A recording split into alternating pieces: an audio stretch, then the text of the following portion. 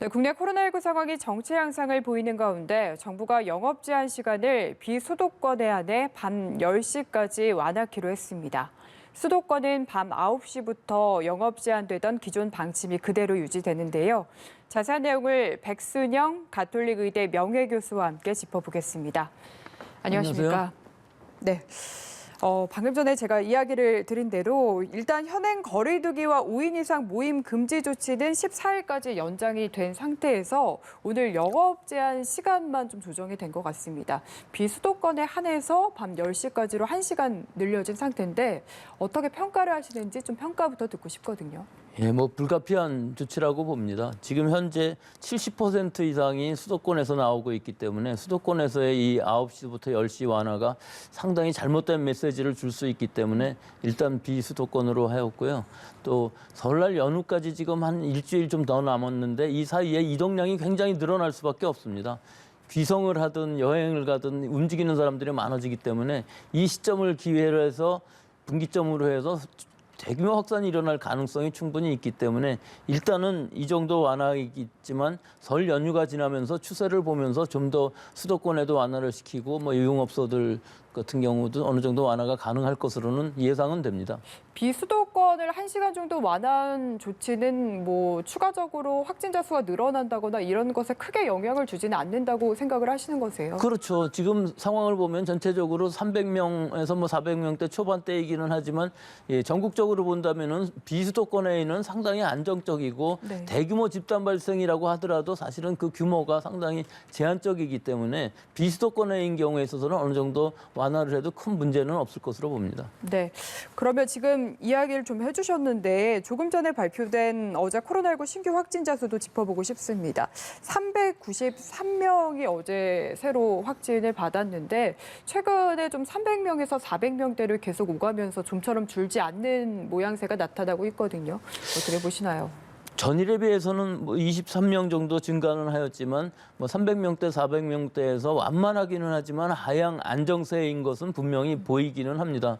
대규모 돌발 상황만 없다면은 아마 이 정도 수준이 유지되면서 점점 감소 추세는 갈 것으로 보이는데 이번 유행이 원체 컸었기 때문에 기간적으로 보더라도 11월 중순부터 시작한 유행이 아직도 3차 유행이 끝나지 않은 상황이고 현재도 3,400명인데다가 전체적으로 8만 명 정도 지금 누적 확진자 중에서 5만 명이 이 기간 중에 지금 확진이 발생이 되었거든요. 그렇기 때문에 이 기간이 길어지면서 이 끝도 길어질 수밖에 없고 저점이 점점 늘어나는 상황이기 때문에 단기간에 이것이 100명 정도로 감소되든가 하는 일은 어려워 보이기 때문에 이 정도 수준에서 200명, 300명 수준을 잘 유지하면서 의료체제 또는 이 방역체제, 역학조사의 역량을 잘 조절할 수 있다면은 이 정도로 유지하는 것만 해도 굉장히 통제 가능한 수준이라고는 봅니다. 네.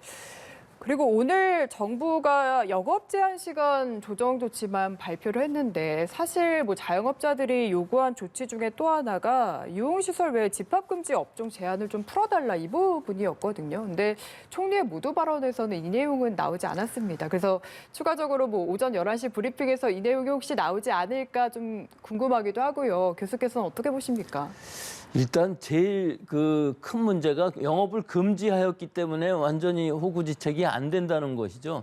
근데 이 상황을 너무 길게 끌 수는 없지만 지금 이 시점에서 보면은 설 연휴라는 것이 있기 때문에 아마 오후에 의논을 하더라도 이 부분은 좀 해제가 어려울 것으로 보여서 적어도 한 2주 정도 기간을 보면서 추세를 보고서 이것도 어느 정도 완화를 해야지 계속 장기간을 전부 금지를 하기는 어려운 상황이기 때문에 아마 이 거리두기 이 방역 수칙 자체의 기준도 좀 변화가 있을 것으로 보이기 때문에 그런 상황에서 방역 수칙을 최대한 잘 지키는 것을 하고 원 스트라이크 아웃을 하면서 어느 정도 완화는 필요한 시점이라고는 보이긴 합니다. 그 집합 금지 업종 자체를 좀 풀기에는 지금 오늘 시점은 아니다라고 보시는 겁니까? 그렇죠. 하지만 장기적으로 언제까지나 이거 묶고 있을 수는 없는 상황이기 때문에 이 상황은 아마 단기간에 어느 정도 해결이 돼야 될 것으로 보이고 형평성의 문제도 분명히 있을 수밖에 없기 때문에 어느 정도 완화는 분명히 할 것으로는 보입니다. 네, 알겠습니다.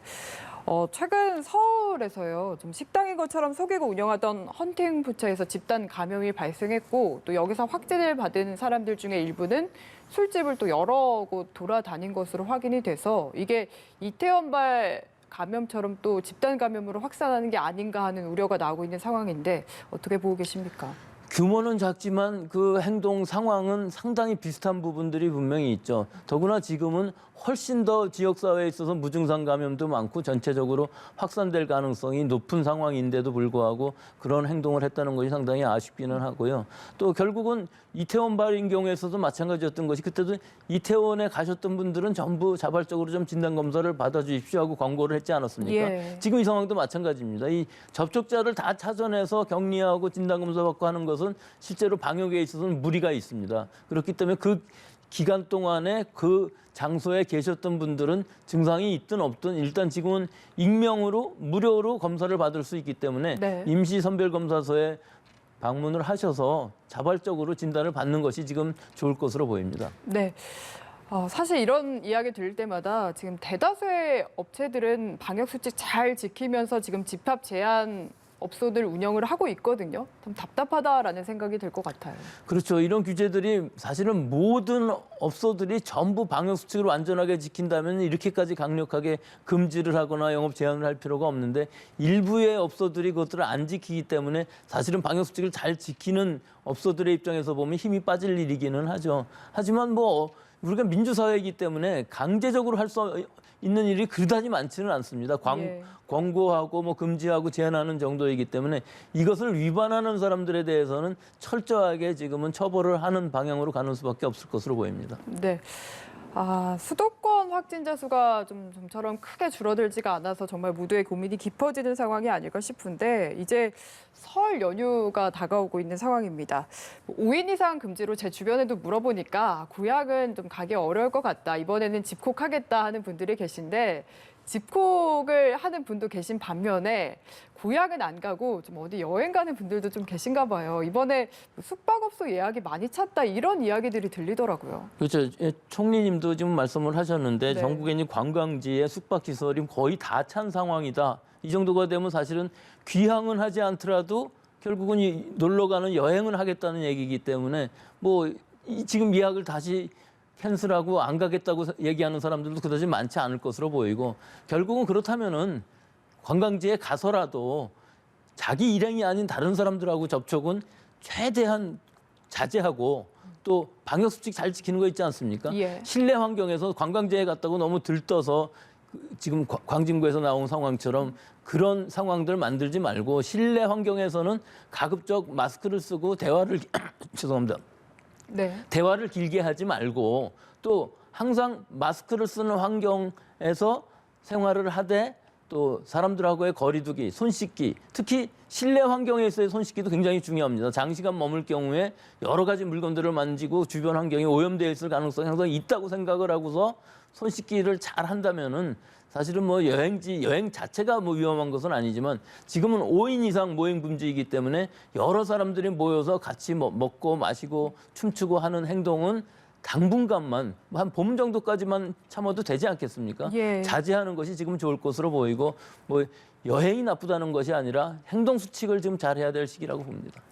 사실 말씀하신 대로 어차피 여행을 안 가시진 않을 것 같고요. 이제 취소는 안 하실 테니까 좀 수칙을 잘 지켜라라는 말씀이 좀 공감이 되는 것 같습니다.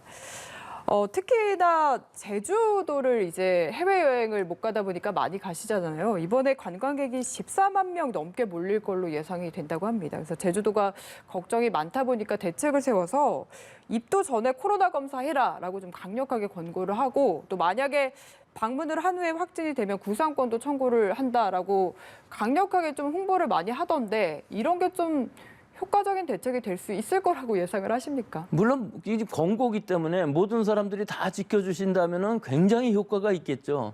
하지만 좀 심한 조치가 아닌가 생각하는 것이 예. 서울 수도권의 경우에 있어서는 임시선별검사소가 있어서 아무 때나 가서 진단을 받을 수가 있는 상황이긴 한데 그 이외의 곳에서는 사실은 진단받기라는 것도 그다지 쉽지는 않습니다.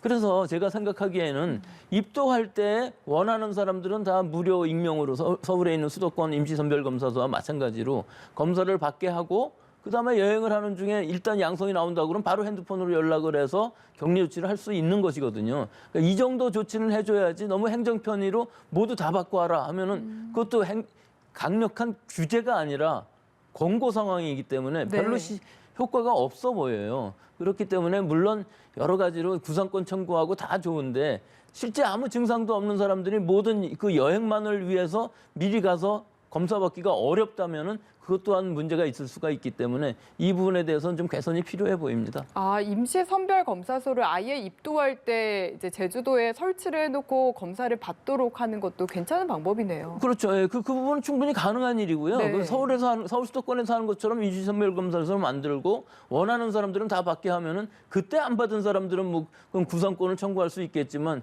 실제로 서울 수도권이 아닌 경우에 있어서는 상당히 어렵습니다. 진단받으러 가는 것도 보건소 가서 여러 가지로 얘기를 해야 되고 뭐 이게 된다 안 된다 또 여러 가지 비용을 지불해라 하는 경우도 있을 수가 있기 때문에 전국적으로 지금 무료 익명은 아니기 때문에 이런 부분은 좀 고려를 해주셨으면 좋을 것으로 봅니다. 네, 제주도에서 아이디어 차원에서 생각해보는 것도 좋을 것 같습니다. 어쨌든 이제 백신 접종 그리고 치료제가 이제 궁극적인 차원에서 해결책이 아닐까 싶은데요. 이 백신과 치료제 국내 투약이 가시화하면서 지금 기대감 높아지고 있는 상황이고요. 화이자 백신 특례 수입 승인 받았고 지금 셀트리온 항체 치료제도 조건부 허가를 받은 상황이죠. 좀 저희가 기대를 해봐도 되겠습니까? 예, 파이자의 경우는 사실은 지금 승인 신청돼서 진행 중에 있는데 코박스 퍼실리티에서 파이자가 6만 병이 들어와서 우리 지금 코로나 치료를 하고 있는 의료진들 관계자들한테 접종을 하기 때문에 특례 승인을 하고 있는 것이죠. 결국 예방 백신 또 그다음에 치료제일 것인데 셀트리온의 치료제인 경우는 이제 승인을 받았지만 제한적으로 경증 특히 고위험군에 있어서의 경증 중등도 환자에게 처방을 할 수 있다 하고 승인을 한 상황이지만 아직도 이제 문제가 될 수 있는 것들이 이것이 과연 새로운 이 변이주들에 대해서 얼마나 잘 들을 수 있는 것이냐 하는 것들이 아직 의문으로 남아 있어서 그런 것들이 좀 더 되어야 되고 실제 효과가 얼마나 더 될 수 있을 것인지 즉 입원 일수를 줄일 수 있다는 것들도 아직 3상 결과들 그 충분한 숫자가 되고 있지 않기 때문에 연말까지 3상을 더 진행하는 것을 조건부로 해서 승인이 났습니다.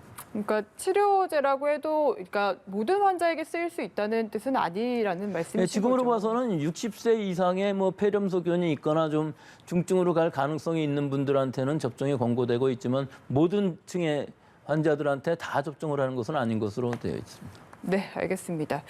그리고 아스트라제네카 백신 지금 65세 이상 고령층에도 접종을 할 수 있냐 이 여부가 또 쟁점으로 떠오르지 않았습니까? 만약에 불허 결정이 나면 저희가 아스트라제네카 백신을 대량으로 수입을 해서 이제 접종을 하기로 했는데 이 계획에도 대폭 수정을 해야 하는 게 아닌가 하는 걱정이 드는데 좀 어떻게 되겠습니까? 이 식약처의 중앙약심에서 결정한 것은 불허 결정을 한 것은 그렇죠. 아니고요. 일단은 아니죠. 일단은 65세 이상인 경우에 있어서는 예방접종 그 중앙 전문위원회에서 이것을 결정을 하라 이렇게 된 상황인데 네. 사실은 이것은 위험성이라는 것이 있다는 것이 아니라 효과가 65세 이상에서 효과가 없다는 것이 아니라 지금 현재의 데이터만 가지고서는 알 수 없다는 것이었기 때문에 이렇게 보수적으로 결정을 한 것인데 사실은 이것이 영국에서 지금 한 1,000만 명 정도가 접종을 받고 있고 그중에 아스트라제네카가 적어도 수백만 명 정도가 맞고 있기 때문에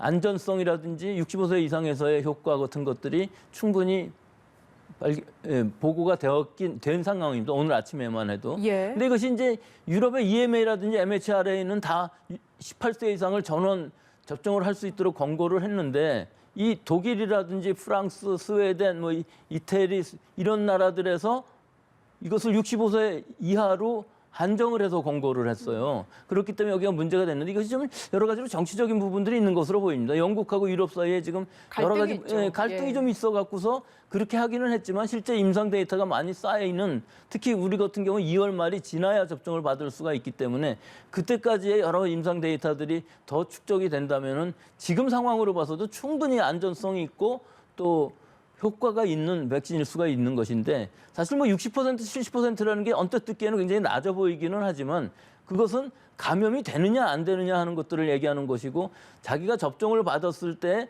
감염이 성립한다 할지라도 증상이 약해질 수 있는 사람들이 많아서 네. 거의 100% 항체가 생기는 상황이기 때문에 감염에 대해서 다른 사람들한테 전파하는 것은 어떨지 몰라도 내가 백신을 맞는 데 있어서는 굉장히 이점이 많은 백신이라서 아스트라제네카라고 그래서 지금 이것이 좀 뭐 신뢰성이 떨어지는 이런 일은 좀 없어야 될 것으로 보입니다. 아스트라제네카, 얀센 다 비슷합니다. 이 아데노바이러스를 벡터로 하는 것이기 때문에 효과가 좀 떨어질 수는 있지만 이 증상을 완화시킬 수 있는 부분들이 분명히 있기 때문에 적어도 입원하지 않는 환자가 생긴다는 것은 환자 수가 어느 정도 늘어난다 할지라도 큰 문제가 아닐 수 있거든요. 독감처럼 그냥 가볍게 앓고 지나가는 정도일 수가 있기 때문에 예. 치료율만 높아지지 않는다면은 예방주사는 꼭 맞아야 될 것으로 보이고 우리로서는 지금 아스트라제네카밖에 없기는 하지만 아스트라제네카가 그렇게 나쁜 백신은 아니고 절대로 맞아야 되는 상황이고 이 이후에 들어오는 얀센도 노바백스도 다 마찬가지입니다. 이건 안전성이 굉장히 확보된